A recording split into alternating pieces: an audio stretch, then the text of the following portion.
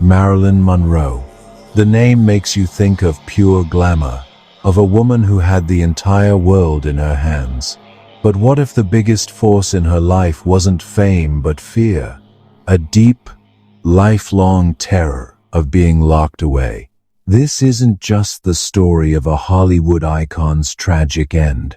It's a look into the asylums, both real and symbolic, that haunted Marilyn Monroe her entire life, and how that fear of confinement ultimately led to her downfall. To understand the ghost that haunted Marilyn Monroe, you've got to start at the beginning, with a little girl named Norma Jean Mortensen. Born in Los Angeles, her life was unstable from day one. Her mother, Gladys Pearl Baker, worked as a film cutter in the same industry her daughter would one day take by storm. But Gladys was battling a secret demon, paranoid schizophrenia, which meant she was constantly in and out of institutions. This illness made her financially and mentally unable to care for her daughter. At just a few weeks old, Norma Jean was placed in the first of many foster homes. For the next 10 years, she was passed between strangers and, for a time, the Los Angeles Orphans' Home. Even if some people called the orphanage a model institution to Norma Jean, it was a glaring symbol of abandonment. She remembered watching other kids get visitors on Sundays, a day she'd spend hiding and crying in a bathroom. The instability was relentless. She lived in at least 9 different homes, an experience that taught her to never get too attached to anyone or anything. It was a childhood with no roots, defined by the constant threat of being moved and unwanted. This early trauma planted a seed of terror deep inside her, a fear of madness, and a fear of being locked up. She had seen her own mother forcibly institutionalized, an event she described as deeply traumatizing. The screaming, the struggle, the total loss of freedom, it became her primal fear. She was terrified she would inherit her mother's illness, and that the same fate was waiting for her. This fear of being locked away, of being called insane, would become a recurring nightmare her whole life. A ghost that followed her from the cold halls of the orphanage right into the blinding lights of Hollywood. When Norma Jean transformed into Marilyn Monroe, it looked like a fairy tale. She became the most famous woman on the planet, a blonde bombshell and a symbol of the American dream. But it wasn't a real escape. The walls of the orphanage were just replaced by the bars of a new gilded cage, Hollywood itself. The 1950s studio system was famously controlling, telling her everything from what to eat and how to look, to who she could date. Her body and her image weren't hers anymore. They were products, managed and sold by executives. She was painted as a dumb blonde even though she was incredibly smart and well-read, a lover of classic literature. The pressure was immense, and it made the anxieties from her childhood even worse. On set, she became known for being late all the time, for struggling with her lines, and for crippling stage fright, all things people dismissed as diva behavior. In reality, they were symptoms of severe and growing psychological distress. To cope, she started relying on a dangerous mix of prescription drugs, barbiturates to sleep, and amphetamines to wake up. This dependency, enabled by a long line of doctors, would become a battle she fought for the rest of her life. Her personal life wasn't much of a refuge. While filming The Prince and the Showgirl in 1957, she found a diary entry from her husband at the time, playwright Arthur Miller, where he admitted he was disappointed in their marriage and sometimes found her embarrassing. The discovery crushed her, and her mental health suffered greatly. The pressure peaked during the brutal 1960 production of The Misfits, which was also written by Miller. The film was primarily shot in the punishing 100-degree heat of the Nevada desert. The shoot was a mess, plagued by director John Huston's drinking and gambling, and the on-set presence of Miller's new love interest, photographer Ing Morath. The whole experience felt like a public unraveling. Shortly after filming Wrapped, her co-star Clark Gable, whom she adored, died of a heart attack, and the press cruelly blamed her for the stress he was under on set. That same month, November 1960, Arthur Miller filed for divorce. The losses were catastrophic.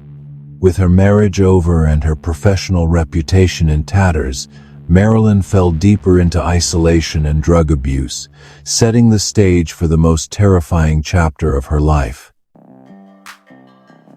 By February 1961, Marilyn was exhausted, depressed, and spiraling. Following her divorce and a series of personal and professional blows, her New York psychiatrist, Dr. Marianne Criss, grew convinced she was a suicide risk. Dr. Criss recommended a period of rest and recuperation at a private hospital. Desperate for help, Marilyn agreed. She checked into the facility as Faye Miller, thinking she was going to a quiet clinic for a break. But this was no spa. It was the Payne Whitney Psychiatric Clinic, and she wasn't given a quiet room. She was taken to the ward for the very disturbed. The reality of where she was hit her like a ton of bricks. Her deepest, most primal fear, the one born from watching her mother get dragged away, was coming true. She was being institutionalized. In a 6-page letter she later wrote to her Los Angeles psychiatrist, Dr. Ralph Greenson, she described the absolute horror of it all. She was locked in what she called a cell, made of cement blocks with bars on the windows. Everything was locked: bathrooms, closets, even dresser drawers. The doors had windows, so patients were always visible, with no privacy at all. She could see the violent marks left on the walls by people who had been there before her. She wrote, "There was no empathy at Payne Whitney. It had a very bad effect. I felt I was in some kind of prison for a crime I hadn't committed." The staff treated her with suspicion, not compassion. They asked her why she wasn't happy there, and she famously shot back, "Well, I'd have to be nuts if I like it here." She was subjected to forced baths and could hear the screams of other patients in their cells.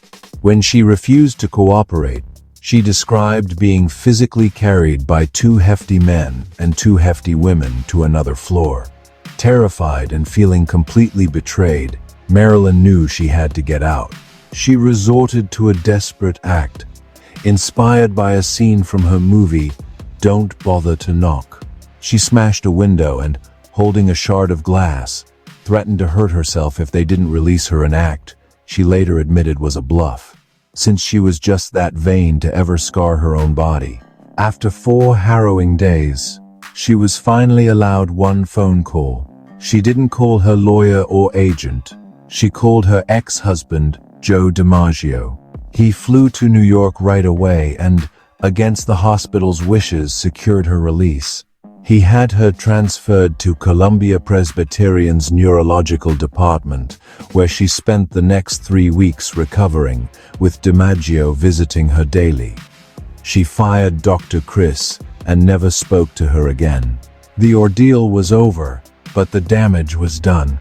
The asylum, which had been a ghost in her mind for so long, had become real, and the experience shattered whatever sense of safety she had left. The experience at Payne Whitney left a permanent scar on Marilyn's psyche. It didn't just haunt her, it fundamentally broke her. Her lifelong fear had come true, confirming her terror that she was truly mad, just like her mother. In the year and a half that followed, her mental state went downhill fast. Her insomnia got worse, and her dependence on barbiturates skyrocketed. Her L.A. psychiatrist, Dr. Ralph Greenson, started using an intense and controversial therapy, blurring professional lines by making her a part of his family life. By the summer of 1962, Marilyn was in a full-blown crisis. She had just bought her first home in Brentwood, a symbol of her longing to finally put down roots. But her world was falling apart. She'd been fired by 20th Century Fox from the film Something's Got to Give because she was chronically absent. At the same time, rumors were flying about her increasingly volatile alleged affairs with both President John F. Kennedy and his brother, Attorney General Robert Kennedy. On the 4th of August 1962, the last day of her life, she was reportedly visited by several people, including her psychiatrist. That evening, she made a rambling, incoherent phone call to actor Peter Lawford, President Kennedy's brother-in-law. Alarmed, Lawford tried to reach people close to her, but it was too late. Around 3:30 a.m. on August 5th, her housekeeper, Eunice Murray, saw a light under Marilyn's locked bedroom door. When she got no response, she called Dr. Greenson, who rushed over and broke a window to get inside. They found Marilyn Monroe, age 36, dead in her bed, naked, clutching a telephone receiver. Next to her were numerous empty pill bottles. The official cause of death was ruled a probable suicide from an acute barbiturate overdose. The toxicology report found levels of nembutal and chloral hydrate in her system that were many times the lethal limit. However, inconsistencies and unanswered questions have fueled conspiracy theories for decades. Some reports claim the body was found much earlier than officially stated. Her housekeeper gave conflicting stories about that night. Questions were raised about the high concentration of drugs in her system and why no residue was found in her stomach. A 1982 review by the Los Angeles District Attorney's Office found no credible evidence of foul play, but did admit there were gaps in the original investigation. Whether it was a deliberate suicide, an accidental overdose by a woman used to taking massive doses of sleeping pills, or something more sinister, we'll likely never know for sure. But what is clear is that her death was the final act in a tragedy written decades earlier.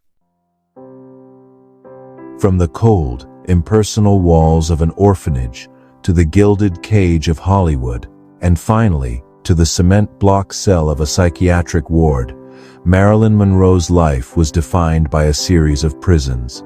The asylum wasn't just some random, terrible event. It was the horrifying climax of a lifetime spent feeling confined. Payne Whitney was the moment her deepest fear became her reality, confirming the terror that she was destined to follow her mother into madness. Her story forces us to look past the shiny surface of fame and see the brutal reality of a woman fighting profound trauma in a time that had little understanding of or empathy for mental illness. Even in death, her body wasn't given peace, as paparazzi sold and displayed photos of her corpse in a final, grotesque violation. Marilyn Monroe wasn't just a casualty of fame or addiction. She was a casualty of a system that failed her at every turn. Her greatest tragedy wasn't that she died so young, but that she was never truly allowed to live. If you found this story as fascinating as we did, please consider subscribing for more deep dives into forgotten histories. And share your thoughts on Marilyn's story in the comments below. We'd love to hear what you think.